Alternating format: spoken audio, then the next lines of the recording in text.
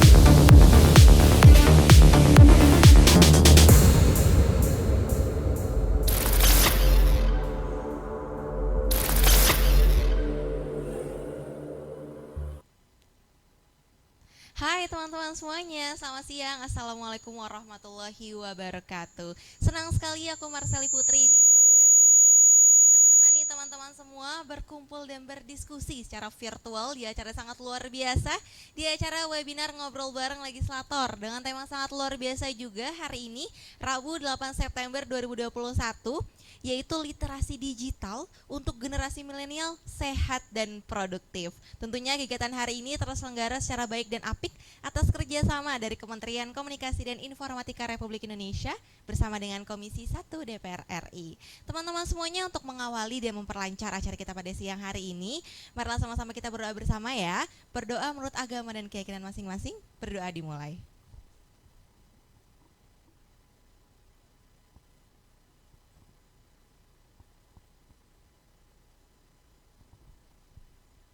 Berdoa dicukupkan. Teman-teman semuanya, marilah sama-sama kita bersiap-siap diri karena sesaat lagi kita akan sama-sama menyanyikan lagu kebangsaan Indonesia Raya.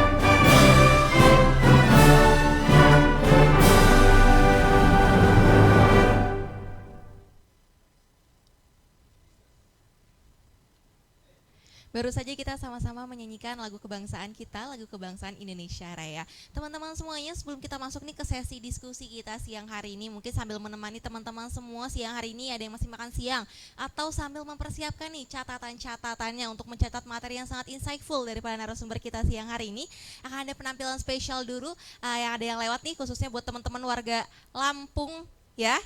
Nah, teman-teman akan ada penampilan tari kreasi spesial dari Lampung. Let's check this out.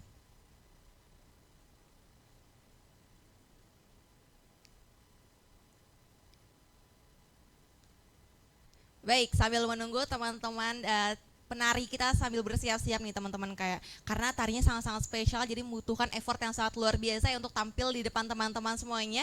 Khususnya nih sekarang kita lagi berkunjung ke daerah Lampung tentunya ya. Hai warga Lampung semuanya, salam kenal ya, salam sehat dari kita semua yang berada di Jakarta dari studio.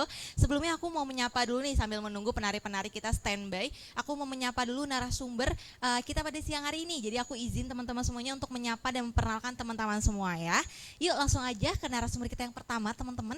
Ada Bapak Insinyur Alimin Abdullah selaku anggota Komisi 1 DPR RI fraksi Partai Amanat Nasional yang sudah bergabung. Baik Bapak, halo, selamat siang Pak.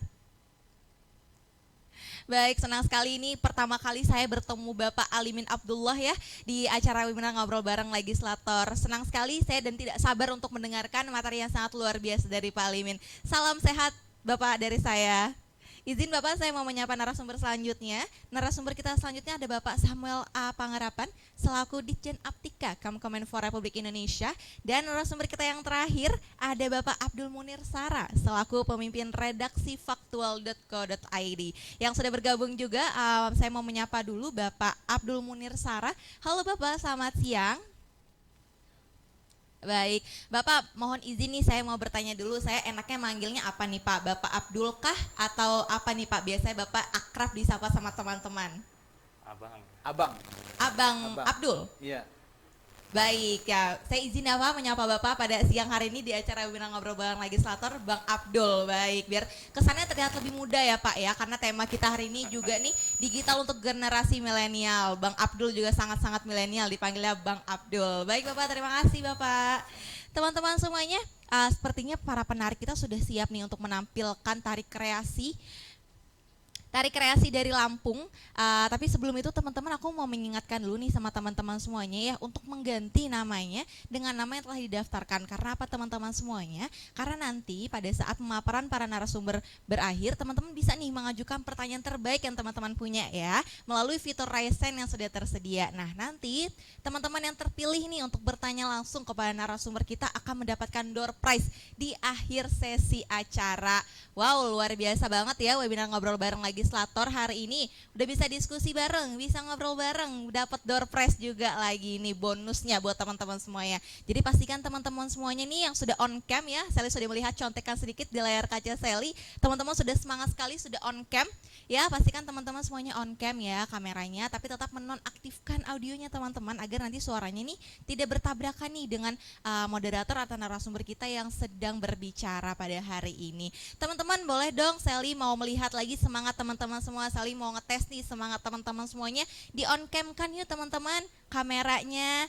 Hai, Sally mau menyapa dulu nih warga Lampung dan sekitarnya. Halo, ini pertama kalinya ya saya berkunjung secara virtual tentunya teman-teman ya di Lampung bersama Bapak Insinyur Alimin Abdullah.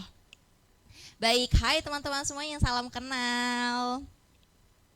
Teman-teman, nih pasti karena tema kita udah literasi digital untuk generasi milenial sehat dan produktif nih. Semuanya Bapak, Ibu, adik-adik, teman-teman saya pada hari ini dari Lampung ya. Salam kenal semuanya teman-teman. Nih saya mau bertanya dulu nih teman-teman, kalau misalkan kita berbicara dengan literasi digital ya pasti teman-teman sudah tidak asing lagi ya dengan penggunaan internet dan ruang digital tentunya. Nih diskusi hari ini bakal menambah pengetahuan teman-teman semua tentang literasi digital yang aman, ya bijak dan juga produktif dan sehat tentunya. Boleh dong teman-teman, Sally mau ngobrol dulu nih sama teman-teman semuanya di sini warga Lampung. Sally mau tahu dong, teman-teman ini kan semuanya milenial ya, sehat dan produktif, literasi digitalnya juga pasti udah oke banget nih. Sally mau tahu dong teman-teman di sini yang pakai sosial media siapa ya? Atau pakai sosial medianya lebih dari satu? Ada Instagram, ada Facebook, ada Twitter, atau lain-lain sosial media lainnya. Boleh dong teman-teman pakai fitur Raise Hand nih, biar Sally bisa berkomunikasi juga sama teman-teman semuanya, biar Sally juga bisa berkenalan sama teman-teman dari daerah Lampung. Boleh teman-teman, Sally pengen tahu nih. Teman-teman pakai sosial media apa aja sih hari ini, sekarang ini? Boleh di kolom chat juga di share pengalaman teman-teman. Karena namanya penggunaan digital, kita tidak lepas dari literasi digital teman-teman tentunya ya. Baik. Oke, teman-teman semuanya, sepertinya penari kita sudah sangat siap nih untuk menampilkan tari kreasi dari daerah Lampung. Khusus nih buat teman-teman warga Lampung semuanya, kita kasih persembahan spesial buat teman-teman semuanya. Teman-teman semuanya langsung aja yuk kita sambut ada penampilan tari kreasi dari daerah Lampung. Let's check this out.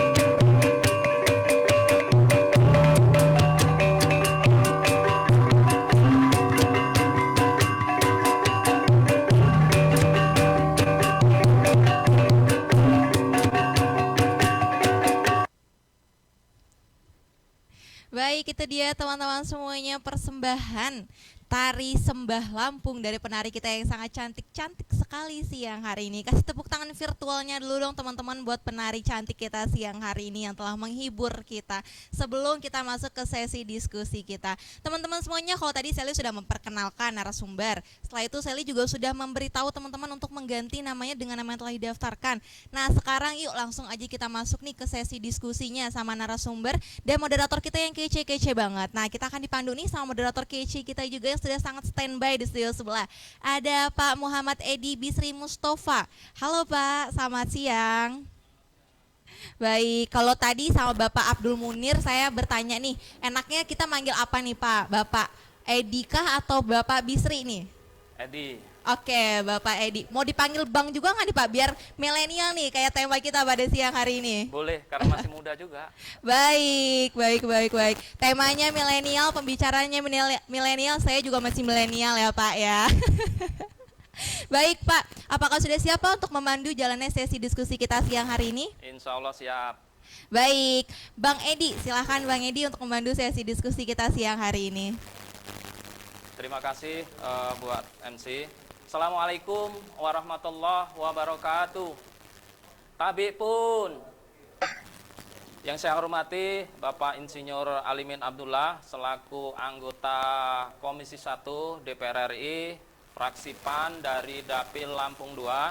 Kemudian yang saya hormati Bapak Samuel Abrijani Pangerepan, beliau adalah Dirjen Aplikasi Informatika atau Aptika Kementerian Komunikasi dan Informatika RI. Selamat bergabung Pak Samuel. Kemudian pembicara ketiga kita yang saya hormati yaitu Bang Abdul Munir. Beliau telah hadir di tengah-tengah kita. Insya Allah nanti akan memberikan materi-materi tentang bagaimana generasi milenial ini lebih maju, produktif. Syukur alhamdulillah pada siang ini kita masih bisa bersilaturahmi dalam keadaan sehat walafiat, walaupun masih situasi pandemi ini, namun insya Allah ini tidak mengurangi nilai silaturahmi kita semua, khususnya Bapak Alimin Abdullah dengan konstituen Pak Alimin di Provinsi Lampung, Dapil Lampung II, yaitu Kabupaten Lampung Tengah, Kabupaten Lampung Timur, Kabupaten Lampung Utara, Waikanan, Kabupaten Tulang Bawang, Tulang Bawang Barat, dan Kabupaten Mesuji. Insya Allah nanti peserta ini yang dari 7 kabupaten ini akan mendapatkan ilmu-ilmu yang bermanfaat. Sholawat bersalam, marilah kita selalu tujukan kepada baginda Muhammad SAW. Mudah-mudahan kita umat Islam kelak mendapat syafaat beliau di yaumil qiyamah. Bapak, Ibu, saudara-saudara generasi milenial yang ada di Provinsi Lampung, telah hadir di antara kita semua, yaitu para pemateri kita. Untuk lebih mengenal dari pemateri-pemateri kita, akan saya bacakan sekilas kurikulum vitae pemateri kita. Yang pertama yaitu Bapak Insinyur Alimin Abdullah. Selamat datang Pak Alimin Abdullah. Beliau lahir di Bumi Agung Marga, Kecamatan Abung Timur, Kabupaten Lampung Utara, tanggal 19 September tahun 1949. Alamat beliau yaitu kalau di Lampung yaitu di Kampung Bumi Agung Marga, Kecamatan Abung Timur, Kabupaten Lampung Utara. Kalau di Jakarta, Pak Alimin alamatnya itu di Jalan Amil, Pejaten Barat, Pasar Minggu, Jakarta Selatan. Pendidikan beliau dari SD hingga SMA diselesaikan di Tanjung Karang, kalau sekarang Bandar Lampung. Kemudian beliau melanjutkan di Fakultas Pertanian Unila. Kemudian beliau juga menyelesaikan kuliahnya di Fakultas Teknik Perminyakan ITB, lulus tahun 1982. Riwayat pekerjaan beliau, beliau sempat menjadi staf khusus Menteri Perhubungan Republik Indonesia tahun 2006 hingga 2007. Beliau juga pernah menjadi staf khusus Menteri Sekretaris Negara tahun 2007 hingga 2009. Setelah itu dari 2019 sampai hari ini, insya Allah nanti sampai 2024 akan mewakili masyarakat Provinsi Lampung, Dapil Lampung II, yaitu sebagai anggota DPR RI. Saat ini beliau itu duduk di Komisi 1, mitra kerjanya salah satunya yaitu Kementerian Komunikasi dan Informatika. Itu sekilas CV Pak Alimin Abdullah, anggota Komisi 1 DPR RI. Pembicara yang kedua yaitu Bapak Samuel Abrijani Pangharapan. Bapak Samuel ini saat ini menjabat sebagai Dirjen Aplikasi Informatika Kementerian Komunikasi dan Informatika RI. Bapak Samuel ini lahir di Makassar tanggal 27 Desember tahun 1964. Beliau lulusan dari California, Amerika Serikat, dan sempat berkarir sebagai Ketua Asosiasi Penyelenggara Jasa Internet Indonesia dari tahun 2012 hingga 2015. Insya Allah nanti Bapak Samuel akan memberikan materi-materinya terutama di dunia digital kepada masyarakat Provinsi Lampung. Pembicara yang ketiga masih muda, masih energik, bisa juga disebut milenial karena kelahiran tahun 80. Nah, ini masih masuk generasi milenial, yaitu abang kita Abdul Munir Sarah. Bang Abdul Munir ini lahir di Baulang. Baulang itu Kabupaten Alor, Provinsi Nusa Tenggara Timur, tanggal 1 Juni tahun 1980. Alamat beliau saat ini di Kayu Manis Baru, Jakarta Timur. Pengalaman organisasi, beliau pernah menjadi Ketua Umum HMI Cabang Kupang tahun 2004 hingga 2005. Kemudian pernah menjadi Ketua Pemuda Muhammadiyah Kabupaten Palu, Belu, Kabupaten Belu, Nusa Tenggara Timur 2008 hingga 2009. Kemudian di Jakarta beliau pernah menjadi Wakil Sekretaris Jenderal Badan Pengelola Latihan Pengurus Besar HMI tahun 2009 hingga 2010. Kemudian Bang Munir juga pernah bekerja sebagai peneliti di LPPI. Kemudian pernah juga menjadi, hingga saat ini juga sebagai tenaga ahli di DPR RI. Kemudian juga menjadi Pimret di beritafaktual.co.id. Itulah sekilas CV para pemateri kita pada sore menjelang siang hari ini yang akan memberikan materi-materi kita tentang literasi digital untuk generasi milenial yang ada di Provinsi Lampung. Apakah literasi digital itu? Nanti insya Allah akan disampaikan oleh pemateri-materi kita, kemudian apa manfaatnya untuk generasi milenial kita maju dan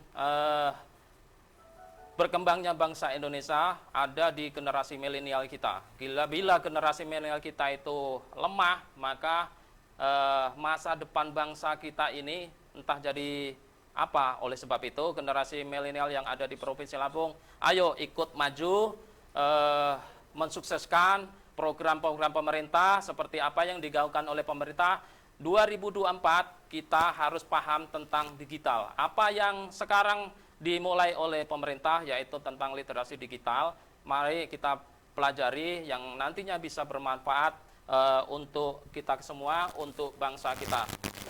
Untuk menyingkat waktu, saya persilahkan kepada Bapak Insinyur Alimin Abdullah untuk menyampaikan materi-materinya. Saya persilahkan Bapak Alimin.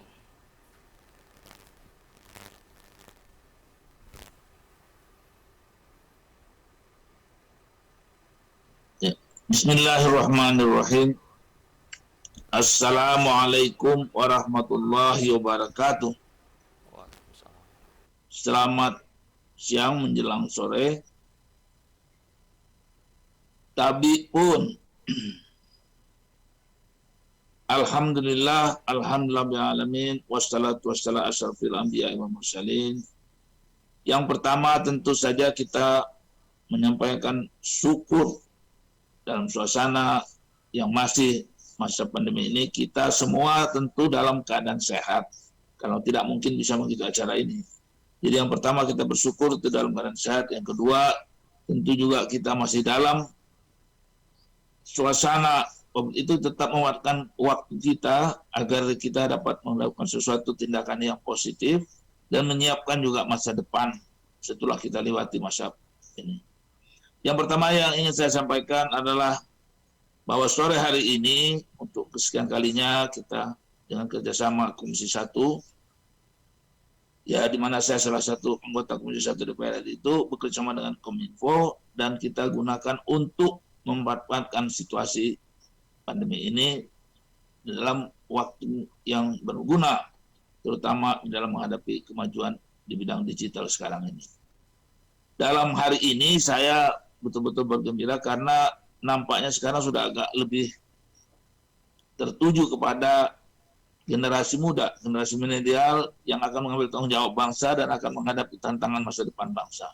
Jadi saya pikir memang sudah pas kalau kami juga berharap bahwa generasi muda lah generasi yang cepat menguasai teknologi terbaru ini, yang sudah alhamdulillah negara kita sudah berusaha memenuhi prasarananya, sehingga insya Allah kita hampir seluruh bangsa kita di Nusantara ini dapat menikmati fasilitas internet yang dibangun, mulai dari palaparing dan segala macam selat optik, yang saya pikir itu bukan yang murah, tetapi saya yakin dia akan sangat bermanfaat andai kata kita bisa mampu menggunakannya dan memanfaatkannya.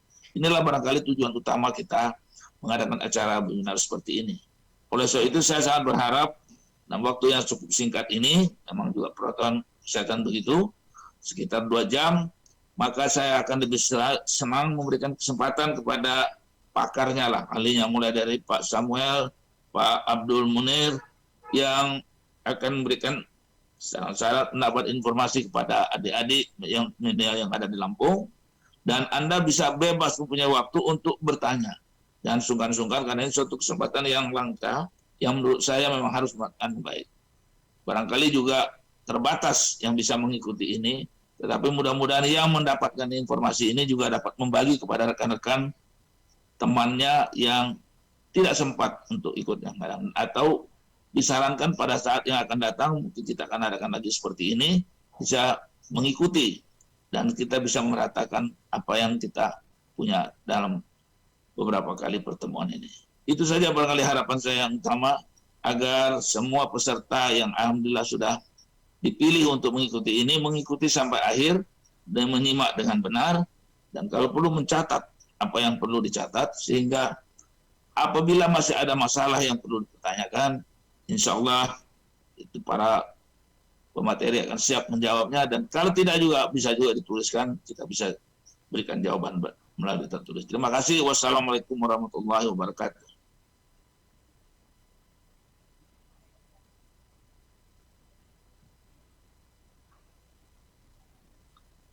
Generasi yang ada di Provinsi Lampung ini adalah generasi penerus Bapak Alimin Abdullah. Nah, insya Allah nanti peserta ini mudah-mudahan salah satunya menjadi pengganti Pak Alimin di DPR RI. Amin. Jadi literasi digital yaitu kemampuan menggunakan teknologi informasi dan komunikasi untuk menemukan ide-ide baru, kemudian mengevaluasi. Sekarang ini semuanya serba digital. Jadi generasi milenial apabila tidak mengetahui apa itu dunia digital, bisa dikatakan gaptek teknologi. Jangan sampai kita dikatakan gaptek teknologi. Mudah-mudahan nanti diskusi-diskusi kita ke depan akan membuka wawasan kita semua. Selanjutnya yaitu pemateri kedua kita, yaitu Bapak Samuel Amrijani Pangerapan. Beliau adalah Dirjen Aplikasi Informatika Kementerian Komunikasi dan Informatika RI. Kepada Bapak Samuel, saya persilahkan. Pastikan kita selalu menerapkan protokol kesehatan dengan menggunakan masker, menjaga jarak, dan selalu cuci tangan. Assalamualaikum warahmatullahi wabarakatuh. Salam sejahtera bagi kita semua. Om Swastiastu, Namo Buddhaya, salam kebajikan. Rekan-rekan yang saya hormati, puji syukur kita panjatkan kehadirat Tuhan Yang Maha Esa. Atas berkat dan rahmat-Nya, kita dapat berkumpul secara virtual dalam keadaan sehat di tengah situasi pandemi COVID-19. Semoga kita semua senantiasa dilimpahi dengan kesehatan dan damai sejahtera dalam upaya kita melawan pandemi COVID-19. Menjadi kebanggaan tersendiri bagi saya untuk membuka acara ini, di mana acara ini merupakan sebuah kegiatan yang diadakan oleh Kementerian Kominfo bekerja sama dengan Cyber Kreasi di bawah kerangka program literasi digital. Sebagaimana yang telah kita ketahui bersama, kehadiran pandemi dan pesatnya perkembangan teknologi telah mengubah cara kita beraktivitas dan bekerja. Kehadiran teknologi sebagai bagian dari kehidupan masyarakat inilah yang semakin mempertegas bahwa kita sedang menghadapi era disrupsi teknologi. Untuk menghadapi hal tersebut, kita semua harus mempercepat kerjasama kita dalam mewujudkan agenda transformasi digital Indonesia. Rekan sekalian yang berbahagia, salah satu pilar penting dalam mendukung terwujudnya agenda transformasi digital adalah menciptakan masyarakat digital di mana kemampuan literasi digital masyarakat memegang peranan penting di dalamnya.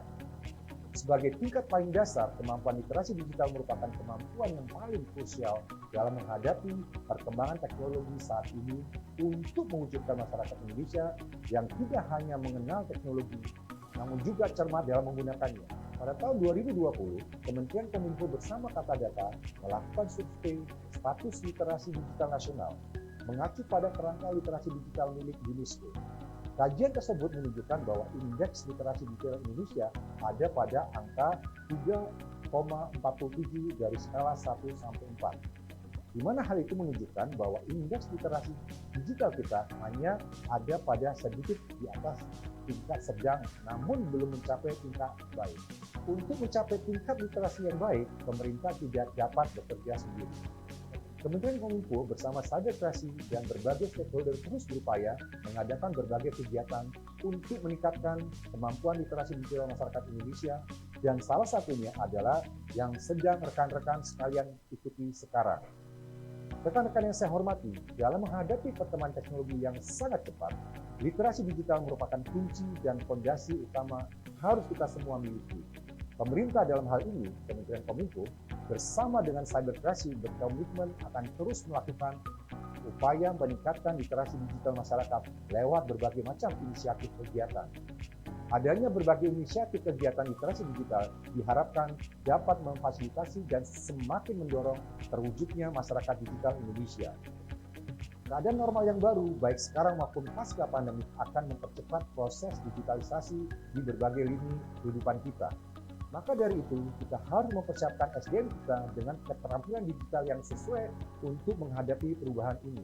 Akhir kata, mari kita membawa perubahan positif untuk Indonesia yang lebih baik.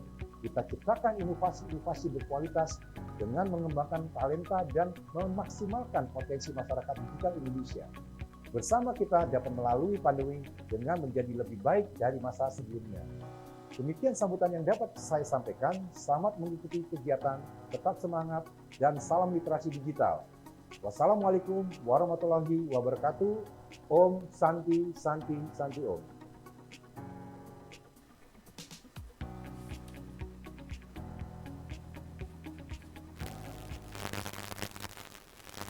Terima kasih Bapak Samuel atas pemaparannya. Demikianlah tadi pemaparan dari Bapak Samuel, Dirjen Aplikasi dan Informatika, yaitu kegiatan siang menjelang sore hari ini, yaitu kerjasama antara Komisi 1 DPR RI, dalam hal ini Bapak Insinyur Alim Abdullah, dengan Dirjen Aplikasi dengan Dirjen Aptika Kementerian Kominfo RI. Jadi kampanye-kampanye tentang literasi digital saat ini banyak dilakukan sampai daerah-daerah oleh pemerintah. Harapannya memang targetan pemerintah tahun 2024 semua masyarakat Indonesia itu melek teknologi. Untuk itu tadi apa yang disampaikan oleh Pak Dirjen, itu masyarakat, yaitu bagaimana memahami tentang teknologi ini, tidak lagi gaptek menggunakan teknologi. Mudah-mudahan nanti semakin mendapatkan wawasan-wawasan setelah mengikuti kegiatan seminar kita pada sore hari ini. Selanjutnya pemateri yang ketiga kita masih milenial, yaitu Kanda Abdul Munir Sara. Beliau ini juga baru menyelesaikan penulisan bukunya, yaitu Anak-anak Matahari. Mudah-mudahan nanti bukunya bisa nyampe Provinsi Lampung. Amin. Jadi generasi milenial yang ada di Provinsi Lampung bisa ikut baca. Syukur-syukur Bang Abdul Munir nanti memberikan hadiah untuk penanya terbaik, yaitu bukunya diberikan gratis. Gitu. Saya persilakan Bang Abdul Munir Sarah untuk menyampaikan materinya. Baik, terima kasih. Assalamualaikum warahmatullahi wabarakatuh. Alhamdulillahirabbil alamin wassalatu wassalamu ala asrafil anbiya'i wal mursalin wa ala alihi wa sahbihi ajmain. Pertama-tama mari kita panjatkan puji dan syukur kehadirat Allah Subhanahu wa taala atas limpahan rahmat dan karunia-Nya hingga pada siang hari ini kita bersama-sama ya, baik yang hadir secara fisik maupun berpartisipasi secara daring dalam rangka mengikuti kegiatan ya bersama anggota legislatif kita Bapak Alimin Abdullah sebagai anggota DPR RI dari fraksi PAN dari Dapil Lampung 2, dan juga bersama moderator kita yang ganteng ini di samping saya, dan Pak Samuel selaku Dirjen Apika di Kominfo. Semoga kegiatan kita pada hari ini senantiasa mendapat berkah di sisi Allah Subhanahu wa taala sebagai bentuk ibadah kita. Karena literasi digital ini kan juga merupakan bagian dari edukasi ya atau pendidikan tentang bagaimana pemanfaatan perangkat digital berkat kerjasama anggota DPR RI Komisi 1 yaitu Bapak Alimin bersama mitranya Kominfo. Tentu kegiatan literasi digital ini sangat penting dalam rangka meningkatkan basic daripada digital itu sendiri, karena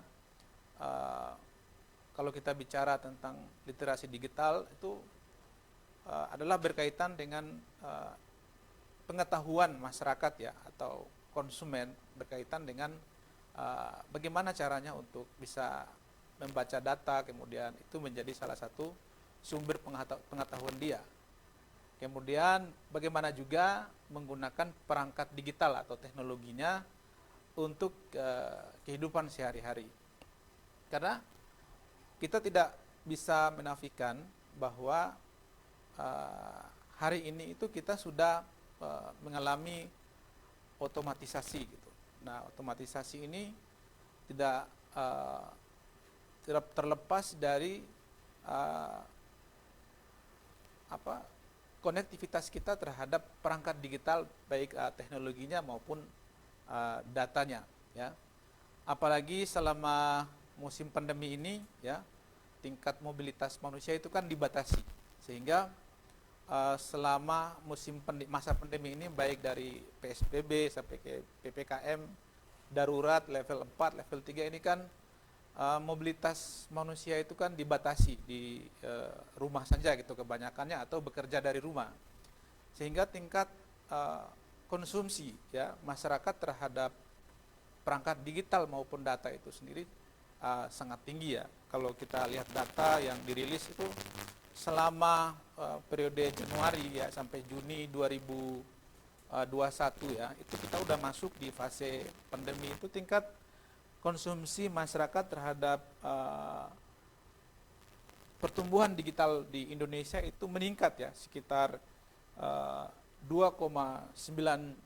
juta. Artinya terjadi peningkatan yang cukup signifikan, baik orang bekerja maupun berusaha juga semua menggunakan sistem online atau daring. Misalnya seperti kita pada hari ini, kalau tidak terjadi pandemi, mungkin kita melakukan pertemuan secara fisik ya, seperti biasanya. Namun karena mobilitas kita ini dibatasi, sehingga pertemuan atau interaksi dan mobilitas kita ini sudah beralih dari yang sifatnya personal, bertemu secara fisik, kemudian ke ruang data yang sifatnya impersonal. Kita hanya bisa bertemu lewat layar digital seperti hari ini.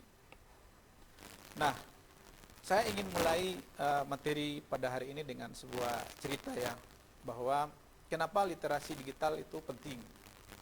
Saya beberapa hari lalu membaca sebuah berita ya, bahwa ada seorang anak ya, umur 12 tahun di Inggris sana, di London. Dia ini kerjanya hanya menjual token digital gitu, tapi pendapatannya dalam sebulan itu sudah mencapai hampir 2 miliar. Kemudian dengan uang 2 miliar itu dia simpan di aset kripto ya. Kalau sekarang itu orang kenal dengan Bitcoin, ya, mata uang digital. Jadi dia anak umur 12 tahun tapi mampu menghasilkan pendapatan sekitar 2 miliar dengan menjual token digital. Kenapa bisa seperti itu? Tentu anak dengan usia 12 tahun bisa melakukan hal seperti itu karena dia memiliki tingkat literasi digital yang sudah cukup baik, ya. Atau mungkin di masyarakat barat sana dengan tingkat literasi digital yang sudah tinggi sehingga untuk memperbaiki kehidupan sehari-hari misalnya dalam hal ekonomi dengan kemampuan literasi digital yang tinggi ini menjadi modal dia, menjadi basic kompetensi digital dia untuk menghasilkan sesuatu yang bersifat benefit secara ekonomi kepada dirinya. Ini contoh. Ternyata anak baru umur 12 tahun dengan kemampuan literasi digital yang bagus, baik kemampuan membaca data maupun kemampuan membaca teknologi, ya, perangkat teknologinya, dia mampu menghasilkan uang ya 2 miliar. Kalau itu Indonesia itu kayak anak umur 12 tahun terus bisa menghasilkan uang 2 miliar itu saya kira sangat sulit. Tapi itu tidak sulit ketika tingkat literasi digitalnya sudah bagus. Bagaimana dia bisa membaca data, bagaimana dia bisa memanfaatkan teknologi dengan baik. Kemudian ada juga cerita misalnya beberapa waktu lalu kita lihat Bukalapak, ya. Bukalapak itu kan online shop yang ada di Indonesia, ya, e-commerce yang ada di Indonesia. Itu tadinya ya hanya anak muda biasa yang kemudian jualan secara daring, ya. Kemudian karena bisnis daringnya ini memiliki prospek yang cukup bagus sehingga investor berdatangan, ya. Beberapa bulan lalu Bukalapak ini melakukan penjualan saham perdana di Bursa Efek Indonesia, ya. Dan pada saat dia melakukan penjualan pertama, ya, sahamnya di Bursa Efek atau IPO, dia kapitalisasi pasarnya itu mencapai 80 triliun lebih. Itu rekor dalam sejarah Bursa Efek Indonesia. Ini hasil daripada buah tangan pemuda Indonesia, gitu. Kenapa? Kenapa bisa seperti itu? Karena memang dengan kemampuan atau basic digital yang bagus, mereka mampu menghasilkan sesuatu yang ternyata bisa juga mempekerjakan banyak orang dan menghasilkan pendapatan yang cukup besar, ya, bagi dirinya dan tentu karyawannya, gitu. Kemudian ada cerita menarik lainnya, misalnya di Bogor, ya, di tempat saya ada seorang teman saya yang selama masa pandemi ini dia yang tadinya hanya bekerja sebagai seorang peternak ikan, ya, peternak ikan lele, kemudian selama masa PSBB itu penjualannya turun. Nah, kawan saya ini berbekal kemampuan dan literasi digital yang ya sederhana saja, standar saja, tetapi dia mencoba berinisiatif untuk melakukan kegiatan bisnis seperti biasanya. Akhirnya dia berpikir, ya kalau selama pandemi ini orang lebih banyak di rumah, otomatis ya orang lebih banyak melakukan hal-hal yang bersifat hiburan untuk dirinya, gitu. Dan akhirnya dia menjual ikan cupang online melalui salah satu e-commerce yang ada di Indonesia.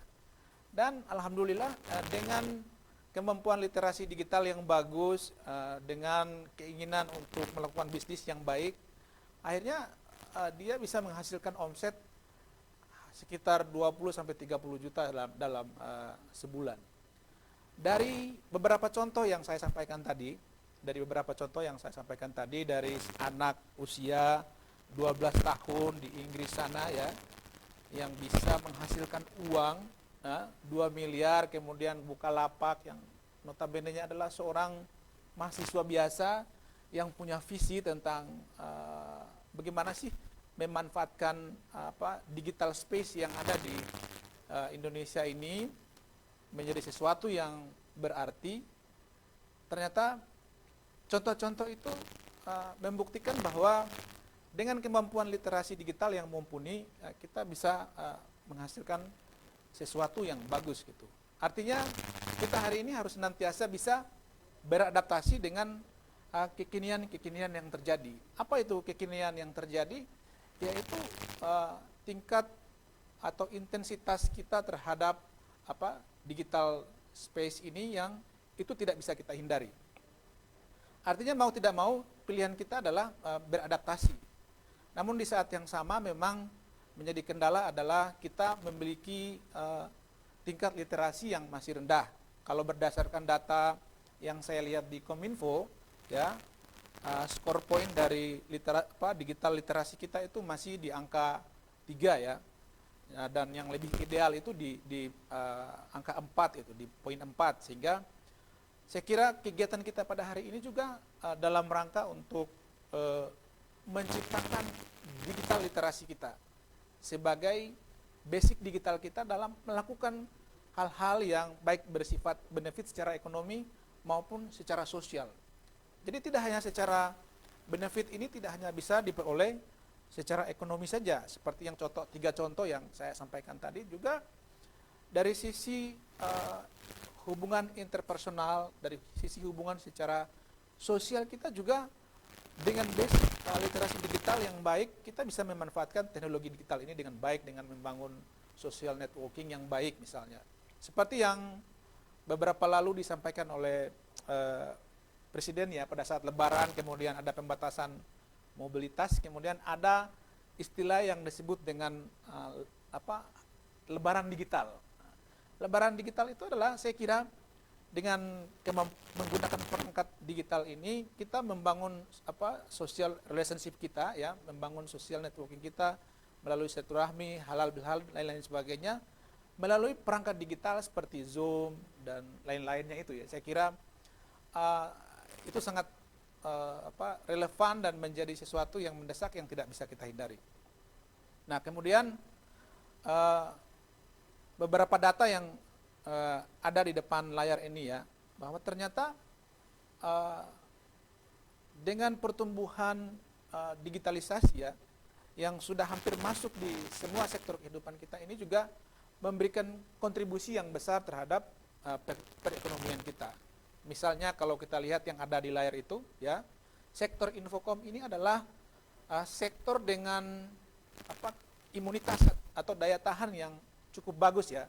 Ketika di kuartal 1 2001, di kuartal 4 2020, kuartal 1 2021 sampai kuartal 2 2021, sektor infocom ini dalam struktur ekonomi kita, dalam PDB kita ternyata adalah sektor yang sangat kuat bertahan ketika sektor lain itu mengalami kontraksi atau mengalami pertumbuhan yang negatif gitu.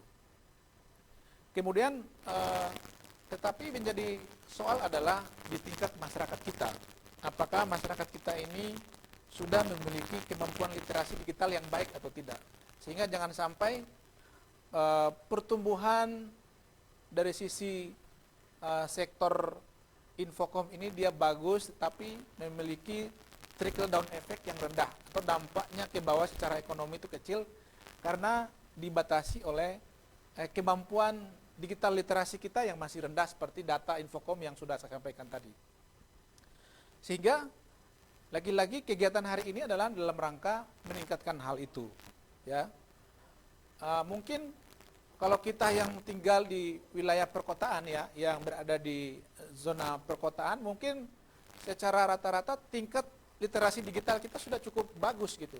Namun tidak demikian dengan saudara-saudara kita yang berada di desa atau berada di pelosok ya, dengan kemampuan perangkat digital yang masih belum optimal dan dengan kemampuan literasi digital yang masih rendah, mungkin mereka tidak begitu maksimal menggunakan digital space ini untuk menghasilkan benefit secara sosial dan ekonomi. Mungkin bisa ditampilkan selanjutnya layarnya. Nah, ini kita bisa lihat seperti data yang sudah saya sampaikan tadi bahwa masalah literasi digital adalah problem mendasar gitu. Ya, memang secara teknologi kita ini terkendala dengan secara geografi bahwa kita ini adalah negara kepulauan ya, yang begitu banyak pulau ya, hampir 17.000 pulau yang ada di Indonesia ini. Tentu dengan posisi geografi kita sebagai negara kepulauan ini, untuk memperkuat infrastruktur di bidang digitalisasi ini juga mungkin terkendala, sehingga kita bisa lihat kenapa literasi digital kita, baik penguasaan terhadap literasi terhadap data maupun teknologi ini masih rendah karena problem-problem tadi. Selanjutnya, Mas. Nah, ini kita bisa lihat data bahwa di setiap provinsi ya, skor informasi literasi data paling rendah dibandingkan dengan subsektor. Artinya ada juga istilah yang namanya itu ya kesenjangan digital. Misalnya seperti contoh yang saya sampaikan tadi, bahwa ternyata orang di desa tingkat literasi digital maupun terhadap data maupun teknologi masih rendah karena memang kendala-kendala tadi. Sehingga harapannya kegiatan yang diselenggarakan oleh Kominfo ini bisa menyebar sampai ke tingkat grassroots level seperti masyarakat di pedesaan dan lain sebagainya, sehingga kemampuan ini juga bisa memberikan kegiatan-kegiatan seperti ini bisa mengedukasi masyarakat sehingga mereka bisa memanfaatkan teknologi digital dengan baik untuk kehidupan sehari-hari. Nah, bisa kita lihat data selanjutnya itu terlihat bahwa istilah digital divide atau kesenjangan digital itu masih terjadi ya, bahwa ternyata orang di kota itu tingkat literasi digitalnya sudah cukup bagus, sementara yang di desa ya secara data kuantitatifnya kemampuan literasi digital itu masih sangat rendah. Ini juga menjadi problem, sehingga saya kira pemerintah bersama DPR secara terus-menerus ya melalui APBN terus mendorong ya agar kegiatan literasi digital seperti hari ini terus digalakkan, sehingga perlahan-lahan skor digital literasi kita yang tadi posisinya di poin 3, kemudian diharapkan tahun-tahun ke depan bisa berada di poin keempat, sehingga Indonesia ini memiliki peningkatan literasi perangkat digital ini bisa digunakan dengan baik ya, sehingga jangan sampai hanya untuk menggunakan pertumbuhan digital literasi ini hanya untuk ya bersosial media. Kita bisa lihat di datanya ya bahwa dari sisi literasi digital ya yang masih rendah juga berkorelasi dengan tingkat pemanfaatan ruang digital. Kalau di Indonesia itu ya untuk media sosial, penggunaan media sosial itu persentasenya cukup tinggi, sekitar 87,20%. Sementara untuk pembelian barang jasa atau e-commerce ya melalui jual beli secara daring itu persentasenya masih sangat kecil, 12%. Artinya apa? Artinya kalau mau memanfaatkan teknologi digital dalam kehidupan sehari-hari ini secara maksimal, itu tidak terlepas dari bagaimana upaya kita untuk mendorong kemampuan digital literasi agar tumbuh lebih cepat dan lebih baik, sehingga ini bisa bermanfaat bagi masyarakat. Sehingga kita pada hari ini perlu berterima kasih ya, khususnya teman-teman mahasiswa, pelajar maupun masyarakat pelaku UMKM, agar bahwa kegiatan seperti ini ternyata bermanfaat bagi kita semua, bahwa kegiatan ini juga memiliki arti untuk meningkatkan literasi digital kita. Jadi literasi digital itu ada dua, Bapak Ibu sekalian atau adik-adik, mahasiswa dan pelajar. Literasi digital itu adalah berkaitan dengan kemampuan kita dalam membaca data digital yang ada dalam perangkat teknologi kita.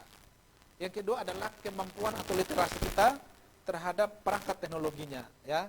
Misalnya saya kasih contoh soal kemampuan literasi untuk pemanfaatan perangkat digital. Nah, ibu-ibu kita di kampung itu kalau kita WhatsApp atau apa nggak mungkin dibalas, atau video call atau apa, dia hanya bisa telepon.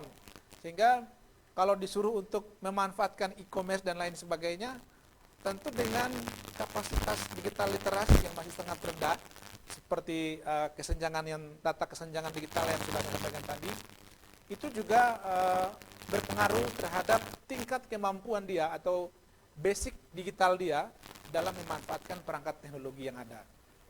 Sehingga beberapa catatan-catatan penting ini perlu kita menjadi pemikiran kita, yang kemudian ini juga menjadi perhatian pemerintah dan khususnya DPR, sehingga ke depan kegiatan-kegiatan seperti ini diharapkan bisa berjalan terus dan dalam rangka meningkatkan kapasitas digital literasi kita agar tumbuh lebih baik, lebih ideal sesuai dengan capaian maksimal lah untuk memanfaatkan perangkat digital untuk kehidupan kita baik secara sosial maupun secara ekonomi. Saya kira banyak sekali materi yang ingin saya sampaikan, namun kita dibatasi juga oleh waktu ya. Oh, masih 30 menit lagi. Sehingga masih ada 30 menit lagi. Yang kemudian kalau saya lanjut ya, yang kemudian adalah berkaitan dengan, karena tadi kita sudah bicara bahwa kenapa literasi digital kita itu masih sangat rendah. Yang pertama memang dari soal infrastruktur. Dari soal infrastruktur memang kita lihat ya, karena masalahnya kita ini adalah negara kepulauan dengan pulau yang begitu banyak, dengan masyarakat yang begitu ragam, begitu plural, sehingga ini adalah menjadi catatan-catatan sehingga terus dibenahi oleh pemerintah ya, melalui kegiatan seperti ini, melalui pembangunan infrastruktur digital seperti yang sudah disampaikan oleh Pak Alimin tadi, sehingga ini ke depan adalah tujuannya adalah untuk meningkatkan lagi-lagi kemampuan digital literasi kita. Selanjutnya Mas. Nah, ini data-data yang saya sampaikan ini adalah berkaitan dengan indeks global speed ya, berkaitan dengan kecepatan perangkat digital kita ya, Mas. Berada di peringkat 104 ya. Berkat kerja keras pemerintah ini kita meningkat, skor kita meningkat 8 poin gitu. Namun selanjutnya kalau kita lihat dengan negara lain, misalnya Malaysia yang indeks global speed testnya itu sudah lebih bagus dari Indonesia. Karena memang dia negara kecil, penduduk berapa ya, sekitar 80 jutaan ya.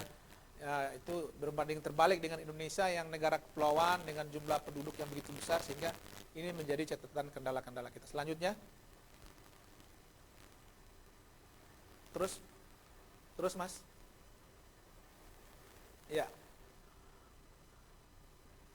Jadi dengan kesenjangan digital seperti data yang sudah saya sampaikan ini, kita tidak punya pilihan lain yaitu melakukan secara bersama-sama melalui kegiatan sosialisasi seperti hari ini, dan pemerintah tentu secara terus-menerus ya melalui APBN dalam mendorong agar pembangunan infrastruktur digital ini semakin maksimal, sehingga tumbuh bersama-sama baik infrastrukturnya maupun literasi masyarakat terhadap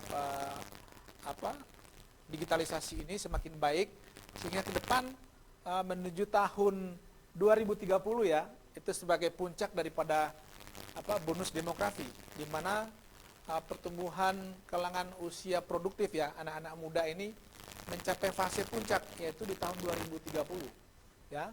Artinya dengan pertumbuhan kalangan usia produktif yang mengisi 60% daripada komposisi demografi kita ini, bisa memberikan benefit yang bagus ya, karena tren ekonomi ke depan adalah go digital, menuju digitalisasi, sehingga dengan puncak bonus demografi itu, dengan kemampuan literasi digital kita yang semakin membaik, baik literasi di bidang data, teknologi, dan infrastrukturnya, maka di tahun 2030 nanti adalah kita berharap itu sebagai puncak emas, di mana perekonomian kita tumbuh lebih bagus.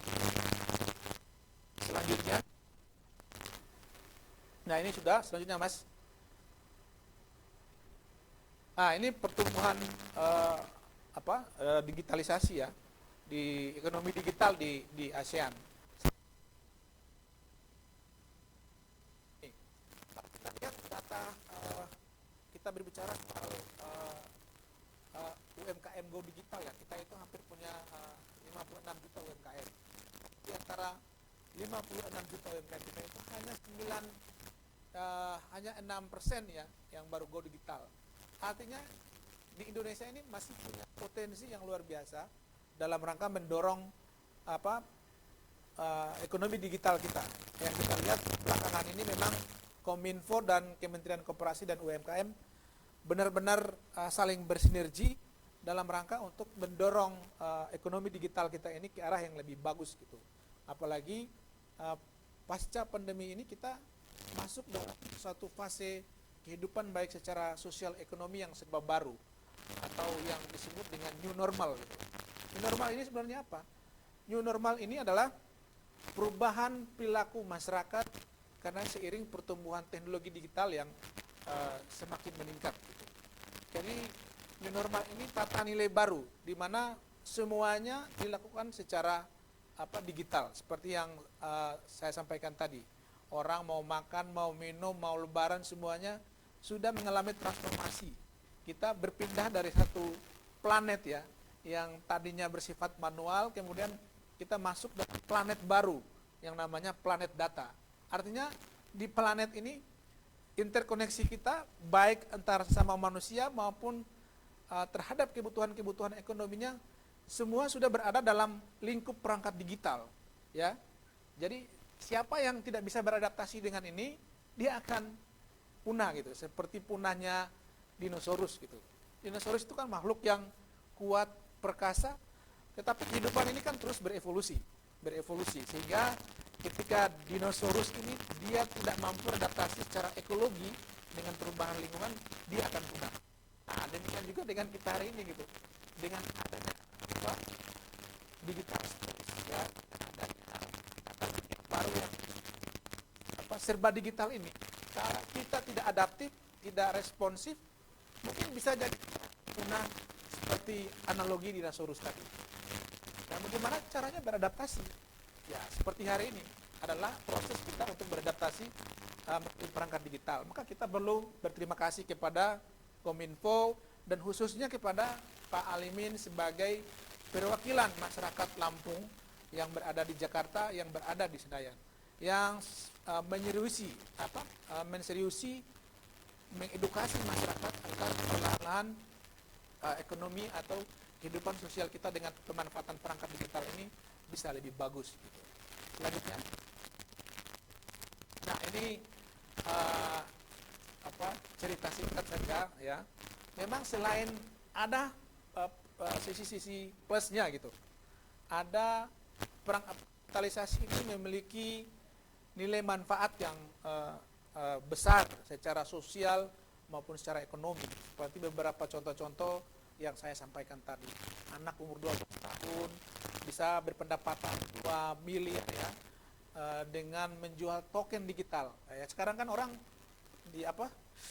lebih banyak di rumah, lebih banyak nonton film-film yang itu bisa terakses melalui smartphone kita ya, seperti Netflix ya.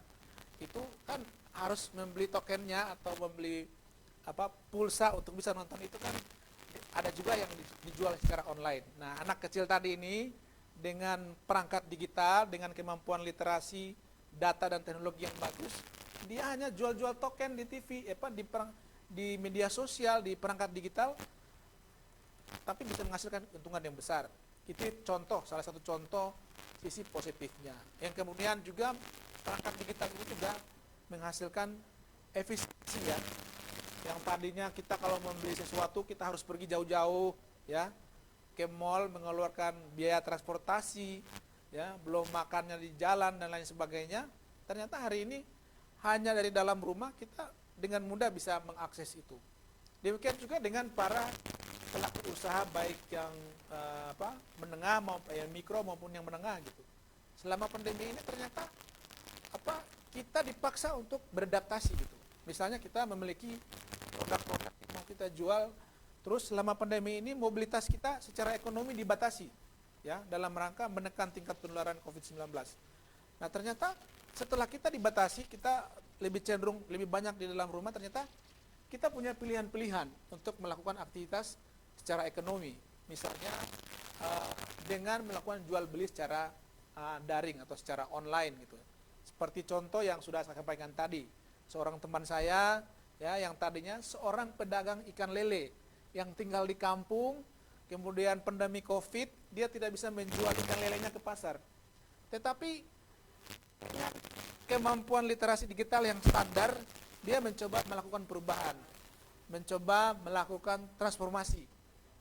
Oh, ternyata selama pandemi ini orang lebih banyak di rumah, suka main ikan-ikan hias ya, dan suka nonton film dan lain sebagainya. Akhirnya dia beralih ya, yang tadinya cuma jual ikan lele kemudian menjual ikan cupang tapi melalui jual beli daring. Akhirnya dia ternyata memiliki keuntungan yang berlipat-lipat apabila dibandingkan dengan sebelumnya. Itu contoh hal-hal positif yang berkaitan dengan mengoptimalisasikan perangkat digital yang ada ini untuk bisa menghasilkan benefit secara ekonomi maupun secara sosial. Tapi jangan salah, ada juga dampak-dampak negatifnya. Dampak-dampak negatifnya adalah ya seperti hoax dan lain sebagainya, ya, berita-berita bohong yang menjadi begitu berkelimpahan di sosial media, yang apabila kita tidak hati-hati menggunakannya dengan bijak, maka kita akan menjadi korban daripada digitalisasi social networking tadi. Ya, berapa banyak kasus orang yang sudah dipenjara ya karena melakukan hoax, karena tidak mampu menggunakan digital space ini secara bijak dalam membangun relasi secara sosial. Itu contoh-contoh negatifnya. Namun saya kira yang perlu kita ambil adalah contoh-contoh positifnya gitu. Bahwa ternyata digital literasi ini sangat berarti bagi kehidupan kita. Ya, baik secara sosial maupun secara ekonomi. Saya kira demikian, nanti ada hal-hal yang berkaitan dengan pertanyaan atau diskusi, saya kembalikan kepada moderator. Terima kasih atas penjabaran materinya Bang Abdul Munir Sarah, panjang lebar, dan mudah-mudahan ini sudah dapat dipahami oleh generasi milenial di Provinsi Lampung yang sore hari ini, siang menjelang sore hari ini mengikuti acara kita pada hari ini. Jadi mungkin sudah mulai kegambar apa itu literasi digital, apa manfaatnya. Nah, ini mulai ada gambaran, oh ternyata literasi digital itu sangat bermanfaat khususnya di era pandemi saat ini. Apakah kita akan berpangku tangan di era pandemi saat ini? Dari hasil pemjabaran dari Bang Munir tadi, ternyata kita tidak harus berpangku tangan ketika pandemi saat ini, namun dengan perangkat teknologi saat ini kita bisa tetap beraktivitas, kita masih tetap bisa bersilaturahmi. Kalau kata Bang Munir, apa yang disampaikan oleh Presiden Joko Widodo beberapa bulan yang lalu, kita bisa bersilaturahmi tanpa harus bertemu, tapi bisa tetap bertatap muka menggunakan teknologi digital ini. Mudah-mudahan nanti kita dapat lebih memperdalam lagi, ada waktu sekitar 30-40 menit untuk kita pendalaman diskusi. Sudah banyak yang ngecat untuk pendalaman materi kita, yaitu yang pertama saya panggil terlebih dahulu dari Kabupaten Mesuji, yaitu ada siapa ini?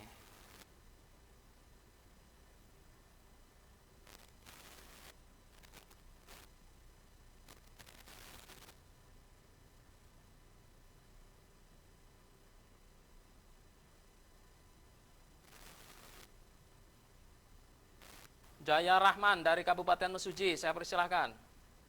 Angkat tangan terlebih dahulu. Jaya Rahman, silakan angkat tangan. Nah, silakan langsung disampaikan pertanyaannya. Baik, selamat siang. Terima kasih atas waktunya. Saya Jaya Rahman dari Lampung Tengah. Jadi kita ketahui bahwa ketika menjalankan suatu bisnis diperlukan suatu strategi dan modal. Nah, sedangkan kita minim akan strategi dan modal yang kurang memadai. Nah, bila kita salah dalam mengambil strategi, yang ada hanya modal berkurang dan bahkan modal bisa habis. Nah, jadi adakah suatu langkah dan atau strategi-strategi jitu untuk memulai bisnis dengan perangkat internet terlebih di saat pandemi COVID-19 ini? Bagaimana mensiasati hal tersebut? Sekian, terima kasih. Terima kasih Jaya Rahman. Jaya Rahman dari Kabupaten Lampung Tengah. Jadi mau mulai bisnis namun ada rasa ketakutan ini. Takutnya mungkin nanti rugi atau karena ini kan sesuatu yang bilang baru ya, mungkin ada beberapa generasi milenial ini yang mau mulai usaha, ini hal-hal yang baru yang sebelumnya kita langsung berhadapan dengan pembeli, ini pembelinya tidak langsung, jadi nggak kelihatan. Nah, ini mungkin salah satu ketakutannya. Bisa ini jabarkan, silakan Bang Munir. Ya, saya kira menarik ya, yang ditanyakan oleh Mas Jaya itu. Kita punya modal yang terbatas, terus melakukan bisnis secara daring dengan kemampuan literasi yang sangat minim. Saya kira ini juga bisa berisiko ya. Misalnya ada beberapa kasus ya, orang yang akunnya di online shop itu bisa dijebol atau dihack atau di cloning, akhirnya modal dia yang tadinya simpan di dompet digital itu akhirnya jebol karena akunnya itu bisa dijebol orang. Itu contoh-contoh bahwa memang digitalisasi di bidang ekonomi, khususnya untuk misalnya di pelaku usaha mikro misalnya yang sudah familiar dengan jual beli online ini juga memang di satu sisi menguntungkan. Cuma di sisi lain juga apabila tidak didukung, lagi-lagi ini kita ngomong soal literasi digital nih, tidak didukung oleh kemampuan literasi secara data, tidak didukung oleh kemampuan literasi ya, tingkat pengetahuan terhadap bagaimana memanfaatkan perangkat digital ini dengan baik, juga berisiko. Banyak sekali kasus-kasus yang kalau kita lihat di kepolisian itu yang berkaitan dengan cyberspace, dengan berbagai modus penipuan online macam-macam ya, itu juga menjadi risiko. Risikonya ya tadi, seperti contoh tadi, punya akun digital yang di situ kita top up modal kita ya, atau orang beli barang kita tersimpan di dompet digital kita, di akun kita, terus ternyata itu bisa dijebol orang. Bagaimana caranya tidak jebol agar kita bisnis itu juga tingkat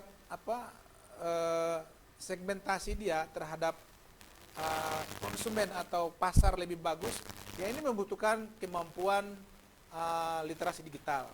Saya kira berkaitan dengan kegiatan literasi digital khususnya di bidang ekonomi ya, untuk bisnis daring dan lain-lainnya ini, saya kira pilihannya sudah begitu banyak gitu, baik di sosial media seperti di YouTube, di Instagram dan lain-lain, acara-acara digital untuk mengedukasi masyarakat dalam rangka meningkatkan kemampuan atau kompetensi dia dalam melakukan bisnis secara daring juga ada di mana-mana. Tinggal kita ini mau atau tidak. Hanya mengorbankan paket data, kemudian bisa mengaksesnya di berbagai perangkat digital. Ini juga sangat banyak pilihannya. Masalahnya adalah kembali kepada keinginan kita. Apakah kita secara pribadi ini, misalnya sebagai seorang pengusaha, wirausaha pemula dengan mau berbisnis secara daring, yang pertama-tama seperti materi yang sudah saya sampaikan tadi. Yang pertama-tama yang harus kita tingkatkan adalah basic digital skill kita. Ya, keywordnya adalah basic digital literasi kita.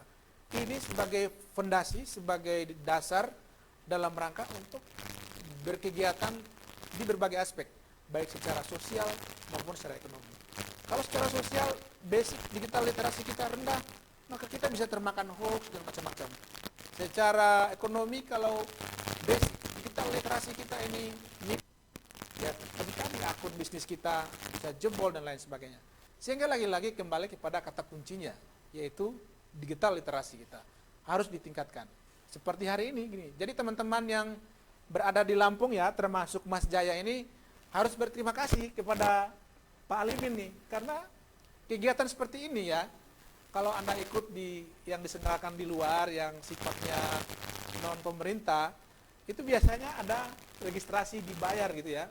Tapi ini udah dapat gratis ya, dan dapat banyak ilmu dan informasi berkaitan dengan hal-hal yang penting ya, terkait dengan bagaimana sih kita memanfaatkan perangkat digital ini untuk merubah kehidupan kita, baik secara sosial maupun secara ekonomi. Saya kira seperti itu ya Mas Jaya ya. Pilihan kita banyak, pilihannya sudah sangat banyak dalam rangka untuk meningkatkan kompetensi kita dalam menggunakan perangkat digital baik secara sosial maupun secara ekonomi. Di antara pilihan-pilihan yang banyak itu, apakah kita punya keinginan tidak untuk mengakses berbagai informasi dan edukasi yang berkaitan dengan digital literasi kita. Saya kira seperti itu. Oke, terima kasih. Mungkin ada tambahan dari Bapak Alimin. Ini trik bagaimana berusaha di dunia digital ini bagi pemula biar tidak rugi lah. Mungkin ada tambahan dari Bapak Alimin, saya persilahkan.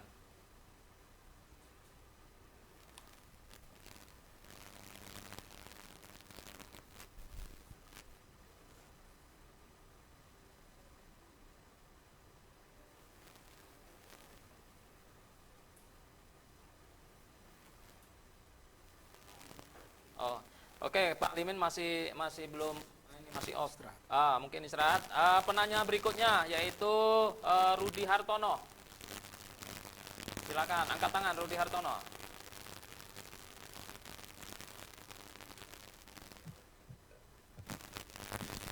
Ya, silakan.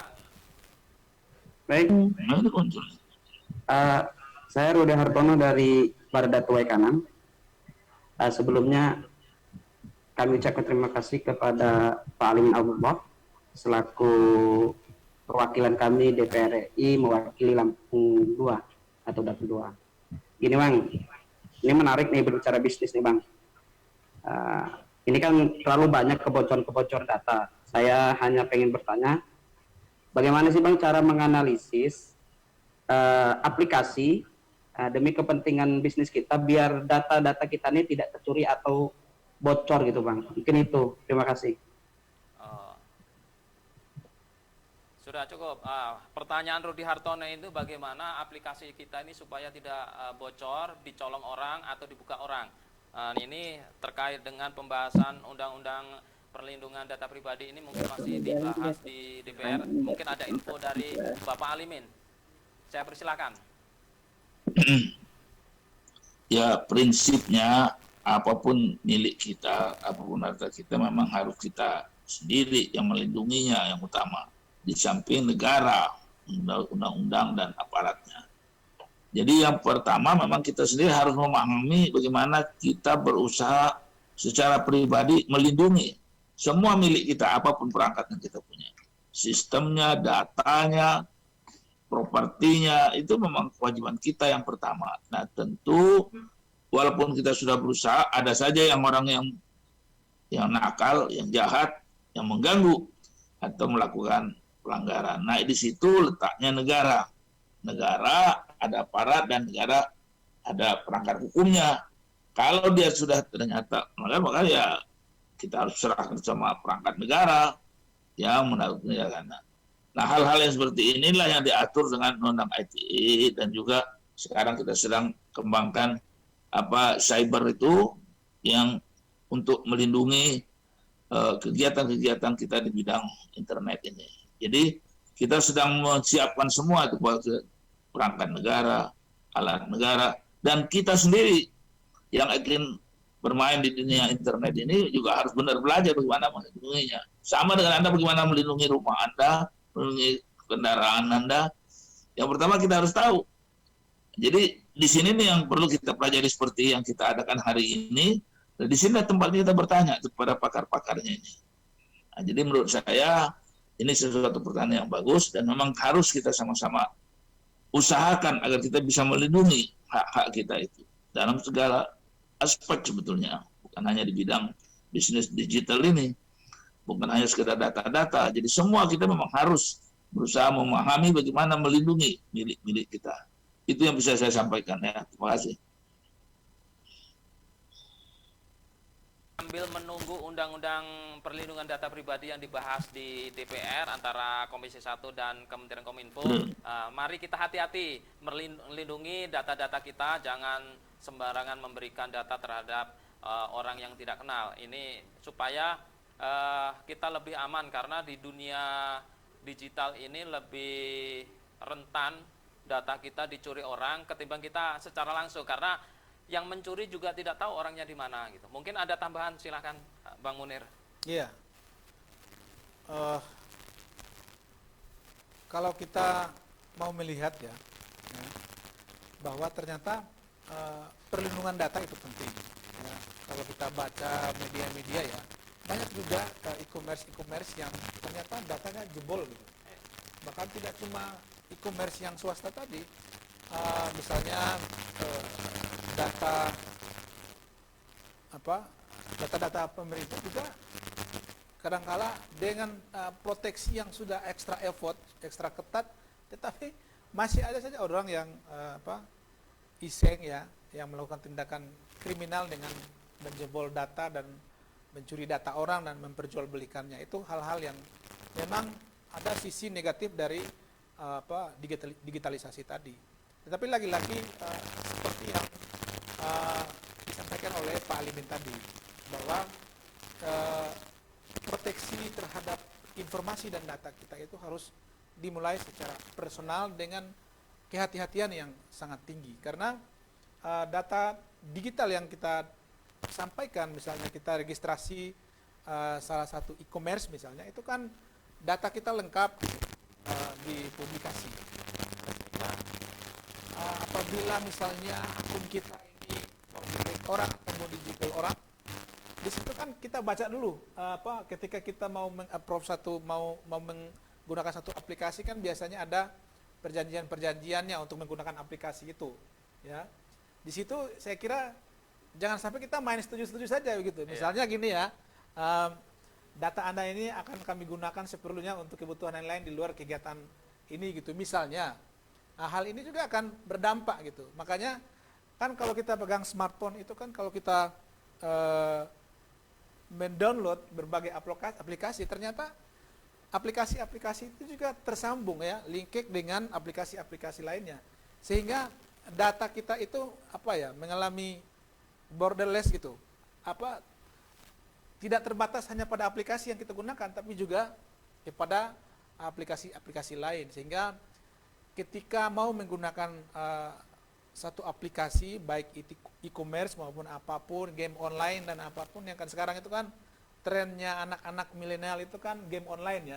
Nah, jangan sampai game-game online yang kita download ke dalam smartphone kita itu juga ternyata data kita itu bisa terkoneksi dengan aplikasi-aplikasi lain di luar game itu, sehingga dengan mudah orang bisa mengakses data kita. Sehingga lagi-lagi seperti yang disampaikan oleh Pak Alimin tadi, harus hati-hati dalam memberikan data pribadi kita dan memilih ya aplikasi yang akan kita gunakan secara daring tadi. Dalam pengertian, apabila kita mau menggunakannya kan ada perjanjian-perjanjian yang harus kita approve, sehingga itu juga menjadi penting untuk menggunakan perangkat digital. Kembalinya ke soal apakah kita ini memiliki kemampuan atau literasi yang cukup atau tidak untuk menggunakan perangkat data yang ada. Dan demikian juga dengan dari sisi penggunaan teknologinya. Kalau literasi kita ternyata masih sangat rendah, maka saya kira kita harus secara terus-menerus meningkatkan literasi kita itu dalam rangka menggunakan perangkat teknologi yang ada.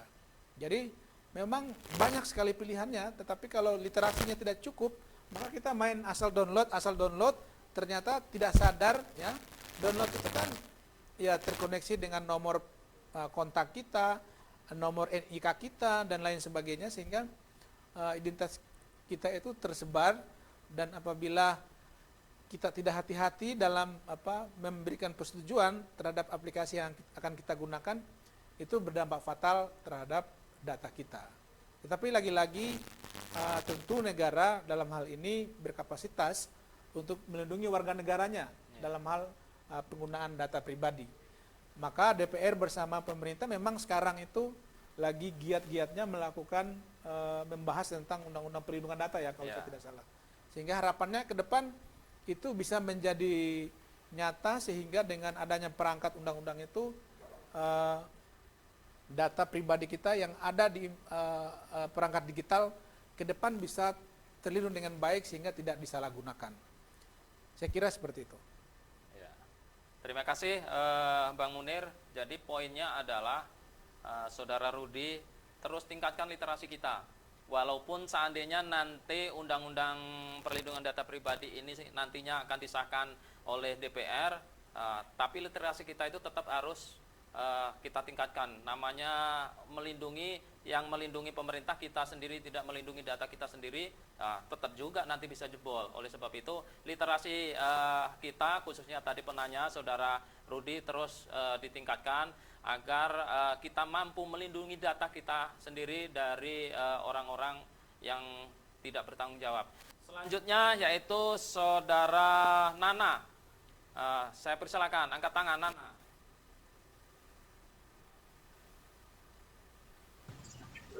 Baik, Assalamualaikum warahmatullahi wabarakatuh. Waalaikumsalam. Terima kasih. Izin bertanya, Pak. Dewasa ini jumlah penggunaan internet di Indonesia mencapai lebih dari 143 juta orang. Dan pengguna terbesar itu adalah generasi milenial. Tentu ini menjadi sesuai dengan tuntutan agar generasi milenial melek teknologi dan lebih terampil di bidang teknologi digital. Bagaimana bila program peningkatan kompetisi SDM dalam bidang digital ini bisa masuk ke kurikulum pendidikan sejak pendidikan dasar untuk menyiapkan generasi milenial yang kompetitif dan produktif? Karena saya seorang pendidik, maka sebagai seorang pendidik saya anggap hal ini sangat diperlukan. Terakhir saya ucapkan terima kasih kepada semuanya, khususnya Bapak Insinyur Alimin Abdullah yang telah memfasilitasi kami. Kegiatan ini sangat besar manfaatnya bagi kami. Semoga Bapak Alimin Abdullah sehat selalu dan terus membina kami sebagai konstitunya. Assalamualaikum warahmatullahi wabarakatuh.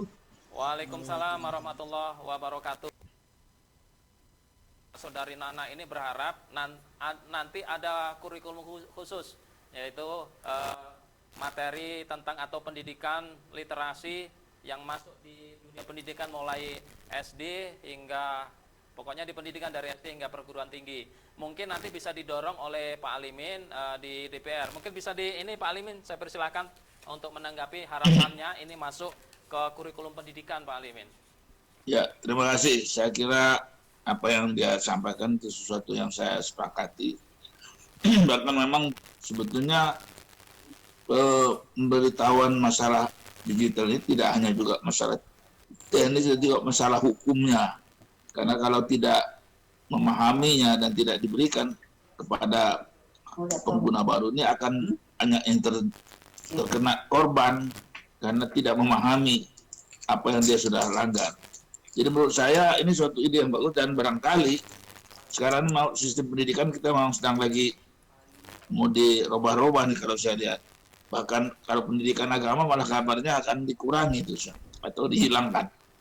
Saya pikir kalau ini sesuatu yang memang sesuatu yang baru, makanya perlu juga bagian pendidik harus memikirkan dengan serius dan menyusun kurikulumnya.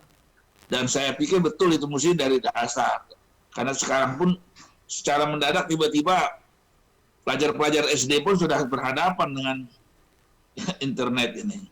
Bahkan belum tentu keluarganya punya perangkatnya, dia sudah harus menggunakan. Jadi saya kira ini perlu diperhatikan oleh pemerintah bagaimana caranya supaya segera penyebaran pengetahuan dan pemahaman dan juga perlindungan dia juga mengerti dari segi hukum yang sedang kita atur. Nah, sama-sama kita memperbaiki kemampuan daripada generasi muda kita sehingga kita juga sama-sama selamat. Saya kira saya setuju itu. Bahkan barangkali akan saya coba sampaikan kepada rekan-rekan yang di Komisi Pendidikan lah. Saya kira ini mesti Komisi Pendidikan yang menyampaikan. Terima kasih. Terima kasih Pak Alimin. Mudah-mudahan nanti bisa didorong Pak Alimin disampaikan kepada kementerian yang berkaitan dengan pendidikan. Selanjutnya mungkin ada yang mau ditambahin, Bang? Ini terkait keinginan ini Saudara Nana tadi supaya ini pas nggak kira-kira masuk ke kurikulum pendidikan ini? Oh iya, saya kira yang disampaikan oleh Mbak Nana itu cukup visioner ya, sebagai tenaga pendidik yang visioner, karena memang di sektor pendidikan juga harus lebih adaptif gitu. Nah, karena memang dari sisi dunia pendidikan ya, tingkat pemanfaatan terhadap perangkat digital untuk kegiatan belajar dan seterusnya yang berkaitan dengan pendidikan ini memang masih sangat kecil ya apabila kita lihat data secara keseluruhan dalam para pengguna internet di Indonesia. Itu baru 25% dari data yang disampaikan oleh Mbak Nana tadi, sekitar 140 juta lebih pengguna internet itu. Yang lebih besar itu Facebook, Instagram, selfie dan lain sebagainya lah. Itu yang milenial saya kira paling paham itu. Tetapi ternyata dari sisi penggunaan perangkat digital untuk kegiatan belajar ini masih sangat rendah. Mungkin kendalanya adalah soal infrastruktur pembelajarannya yang ke digital tadi. Ya, infrastruktur pembelajaran digital ini juga masih sangat rendah. Sehingga itu juga kemudian menjadi agenda pemerintah bersama DPR untuk perlahan-lahan ke depan diperbaiki sehingga persentase pemanfaatan ranah digital yang rendah di dunia pendidikan ini perlahan-lahan dia tumbuh lebih bagus sehingga anak-anak milenial kita tidak hanya menggunakan perangkat digital ini untuk hal-hal yang bersifat selfish gitu ya dan untuk entertain gitu, tapi juga tingkat pemanfaatan untuk kegiatan pembelajaran atau kegiatan pendidikan ini juga kita harapkan agar pertumbuhannya lebih cepat atau bisa ya sekitar 50%. Saya kira itu lebih bagus lagi karena seperti yang tadi saya sampaikan, pada tahun 2030 nanti anak-anak usia seperti Mas siapa tadi yang tanya tadi, Mas Jaya tadi, itu kan puncak dia menjadi sangat produktif itu kan di 2030 gitu. Apabila dengan fasilitas perangkat digital yang ada ini dimanfaatkan secara optimal mungkin, seoptimal mungkin, nanti tahun 2030 itu orang-orang seperti Mas Jaya ini memberikan kontribusi yang besar sebagai bonus demografi terhadap perekonomian kita.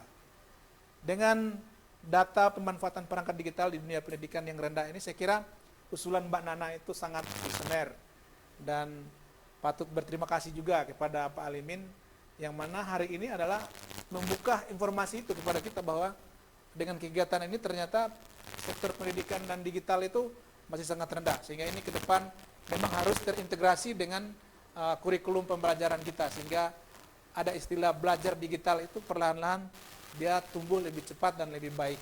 Saya kira seperti itu. Oke, terima kasih Bang atas penambahan pemaparannya. Selanjutnya yaitu Rafisa Bangsawan. Silakan diangkat tangannya Rafisa Bangsawan.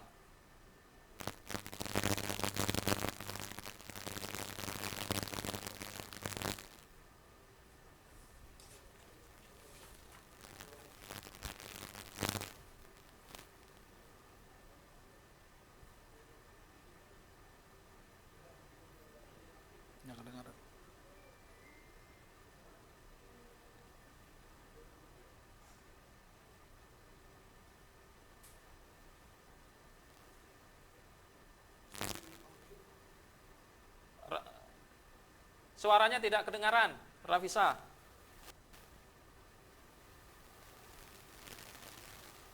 Dari sana ya. Rafisa, suaranya tidak kedengaran.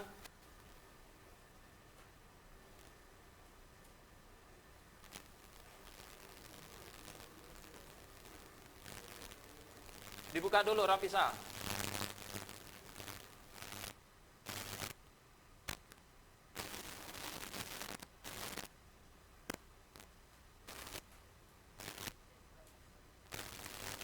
Suruh join, silakan Rafisa, audionya terlebih dahulu buka. Suaranya nggak kelihatan, nggak kedengeran tuh, nggak keluar suaranya.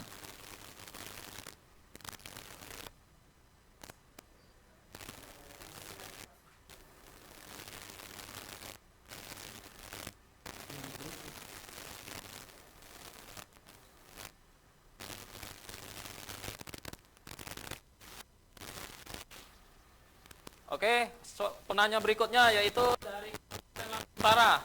Helda, silakan angkat tangan.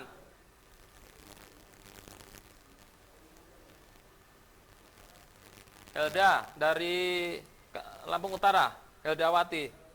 Silakan angkat tangan.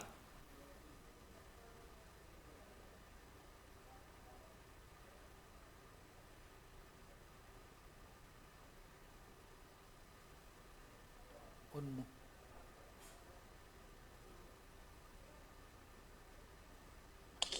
Ya, silakan. Assalamualaikum warahmatullahi wabarakatuh. Waalaikumsalam warahmatullahi wabarakatuh. Perkenalkan, saya Helgi di Lampung Utara. Yang ingin saya sampaikan, sekarang ini sedang melakukan tentang data NIK karena orang lain nggak bisa datanya ternyata uniknya terhadap orang lain. Nah, sampai sekarang apakah bagaimana kan dari komentar seperti ini. Sedangkan kami yang seperti tindak pendidik itu harus vaksinasi.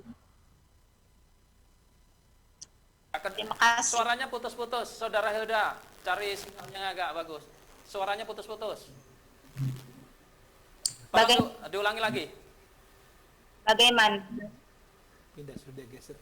Tindakan dari Kominfo Ya.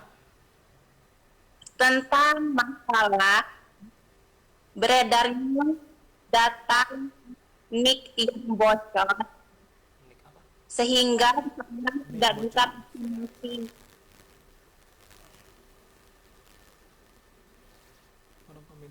Sehingga orang tidak bisa vaksin. Mohon maaf Heldanya karena suaranya putus-putus, bisa langsung dicat aja.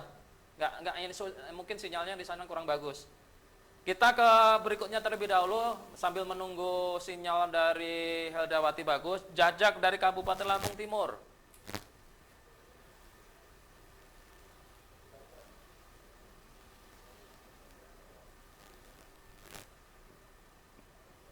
Ya, silakan.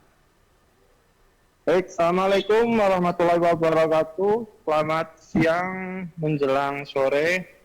Izin bertanya Pak, saya Jajak dari Kabupaten Lampung Timur. Di sini saya akan mengajukan satu pertanyaan, yakni bagaimana penggunaan internet agar selalu bertanggung jawab atas informasi yang mereka peroleh, termasuk di dalamnya menjaga internet yang mungkin selalu hoax atau menjaga data privasi di internet. Dan saya juga sebagai masyarakat Kabupaten Lampung Timur banyak terima kasih kepada Bapak Alimin Abdullah selaku Kominfo RI yang telah memberikan ilmu-ilmu begitu bermanfaat bagi kami, khususnya Kabupaten Lampung Timur, Provinsi Lampung. Terima kasih. Assalamualaikum warahmatullahi wabarakatuh.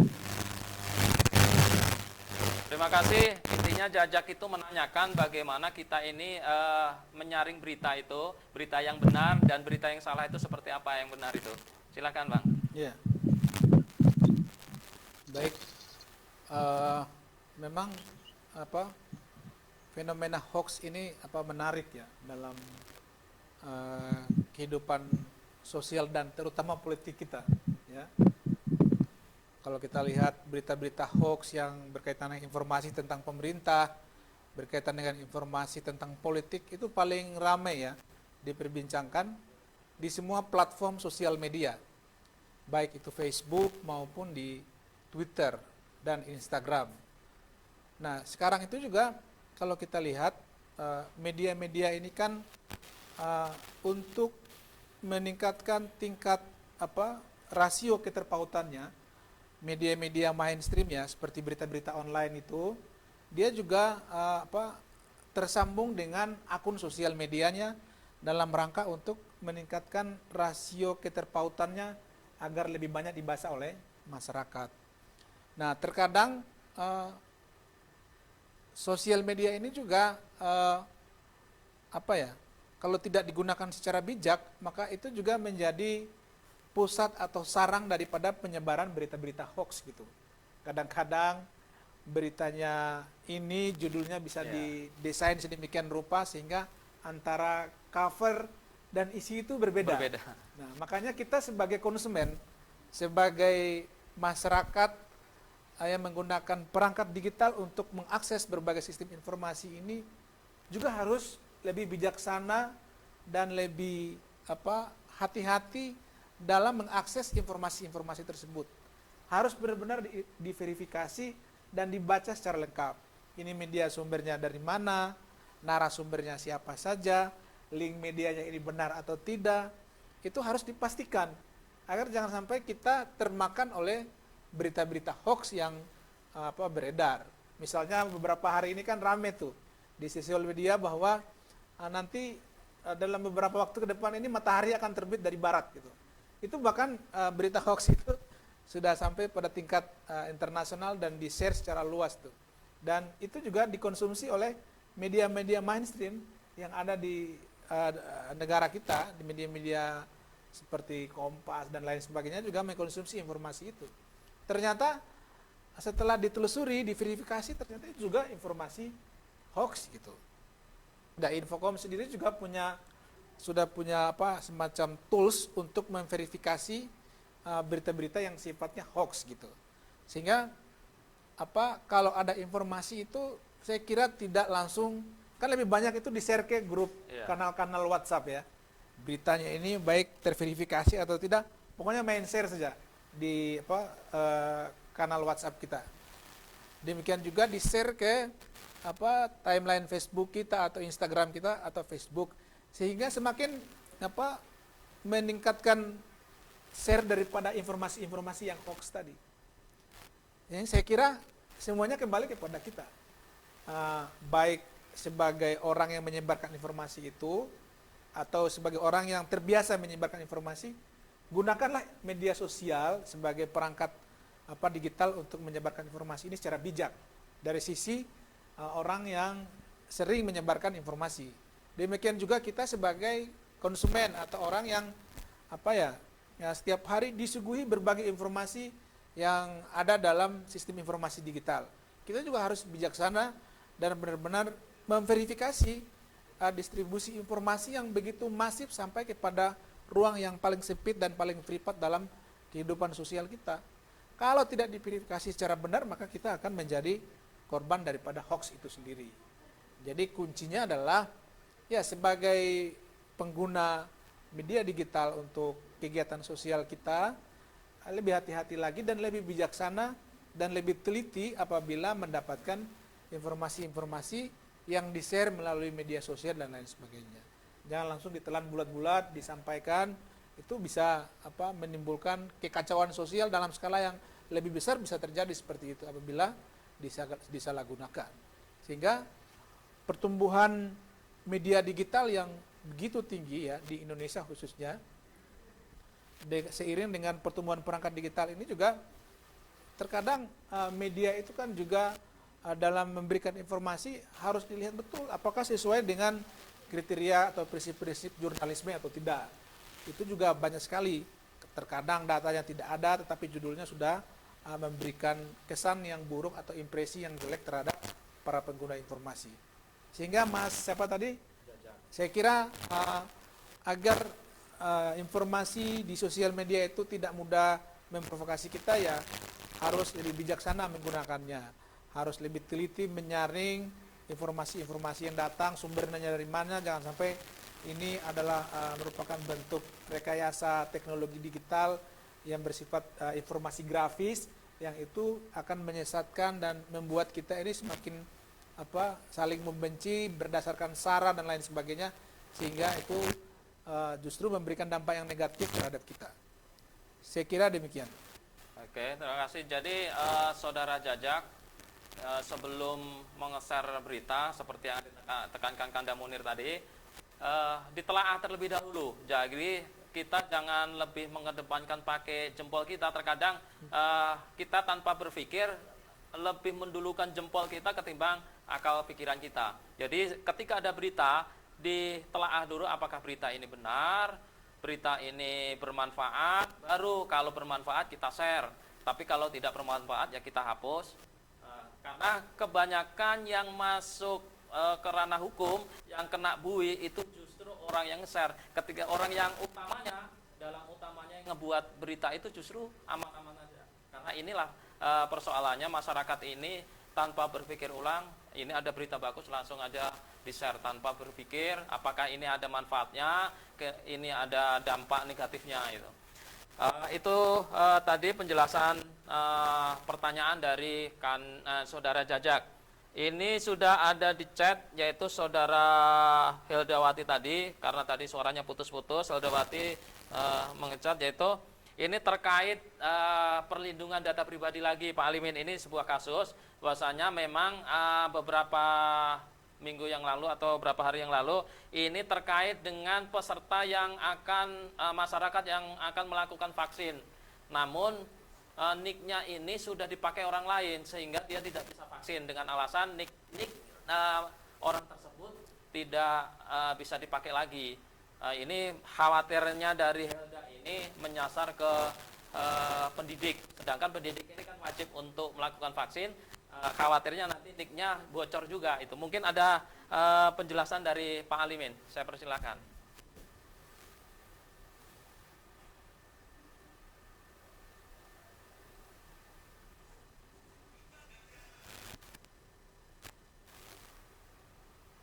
Masih, silakan ini. Ya. Baik, terima kasih Mbak Hilda. Ini kasus Mbak Hilda ini adalah ternyata NIK-nya ya yang didaftarkan ke petugas vaksinasi ya. Ternyata bocor sudah digunakan. Nah, ini juga saya kira lebih hati-hati kita dalam menyampaikan informasi data pribadi kita di ruang media sosial ya.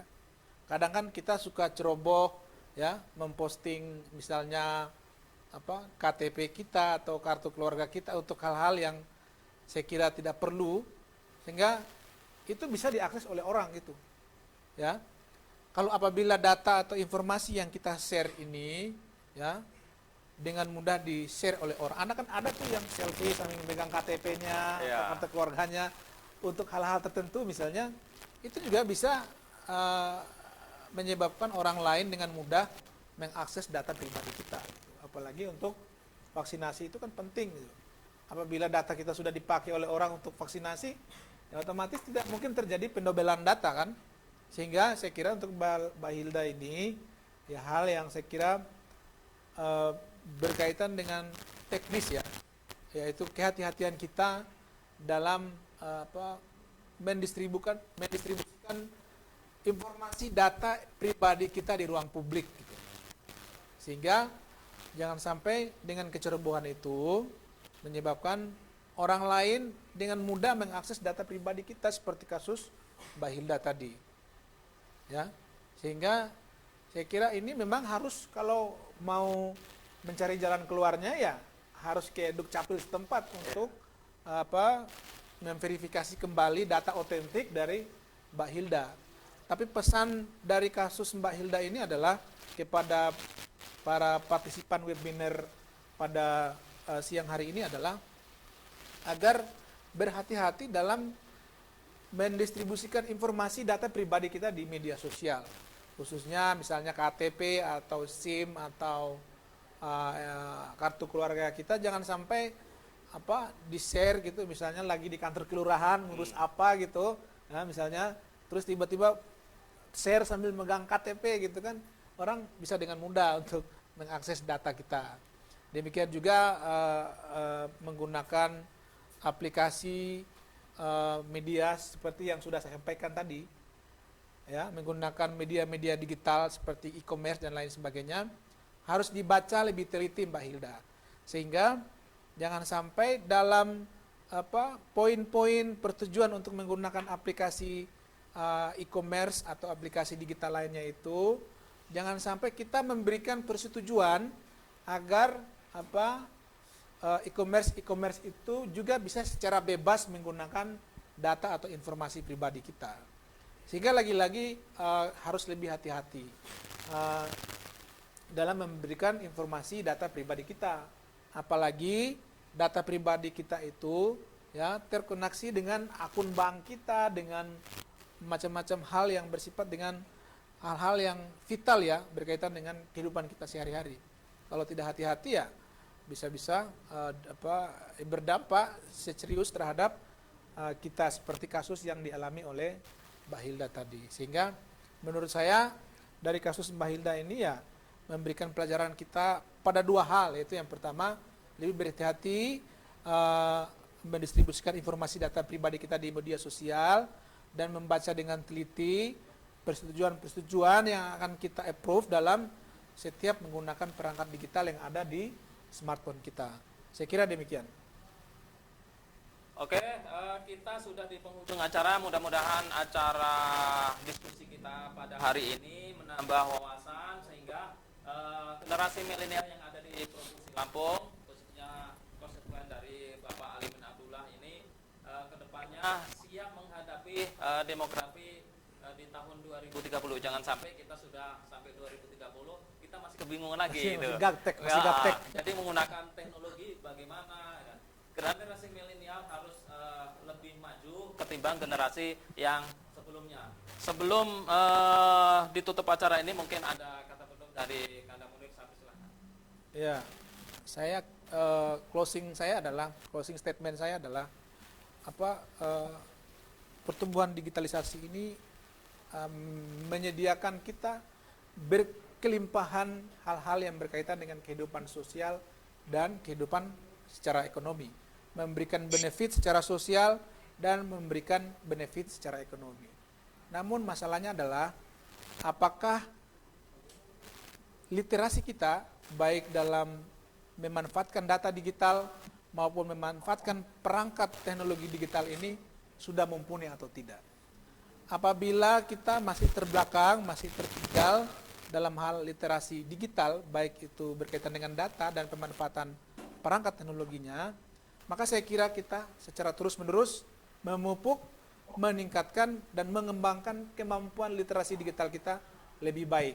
Seperti kegiatan hari ini yang diselenggarakan oleh Pak Alimin bersama mitranya, yaitu Kominfo, dalam rangka meningkatkan kapasitas digital literasi di masyarakat Lampung ya. Lampung. Saya kira kuncinya adalah seperti itu. Untuk sosial media ya, kita harus lebih bijak dalam menggunakannya. Saya kira demikian. Terima kasih Kanda Munir. Selanjutnya closing statement dari Bapak Insinyur Alimin Abdullah. Saya persilahkan. Ya.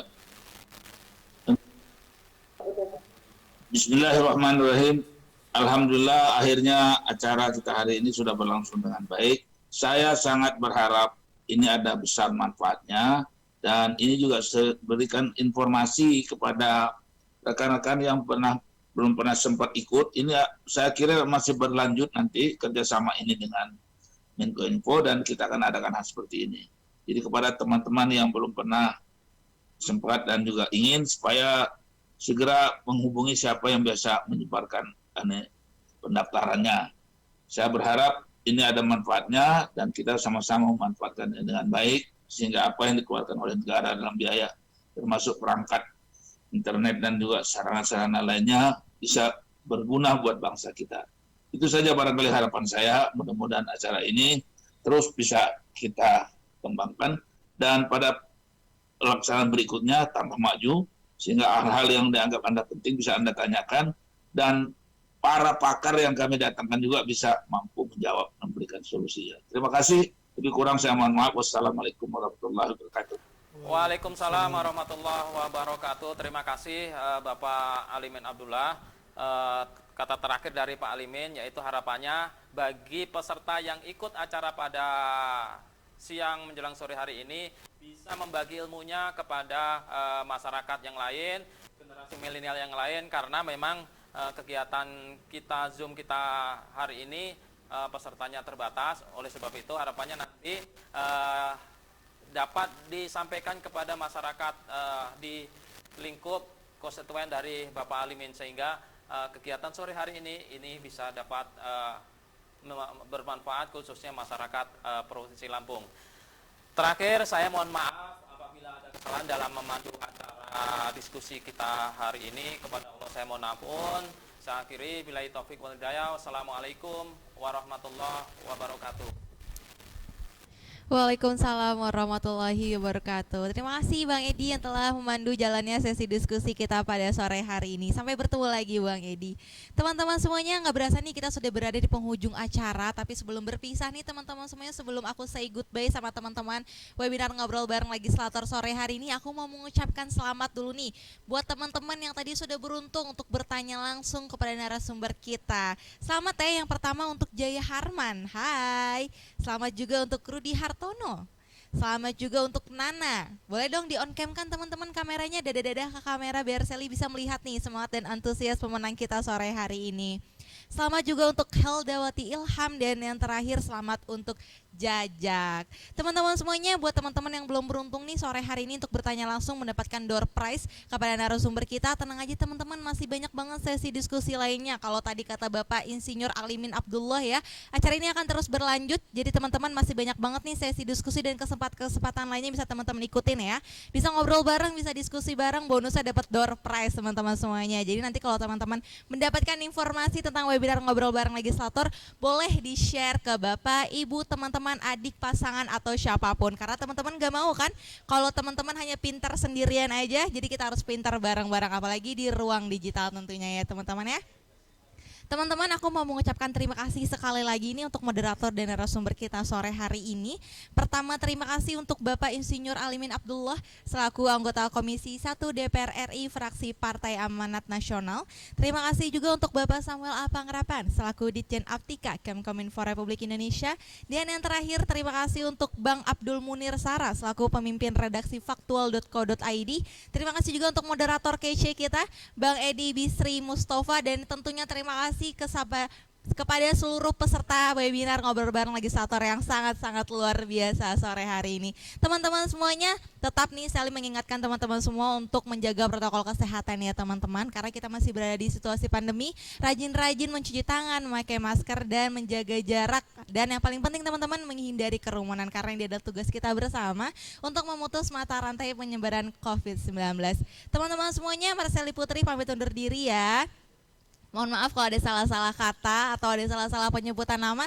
Sampai bertemu lagi di diskusi-diskusi selanjutnya. Stay safe, stay healthy everyone, and see you, bye-bye.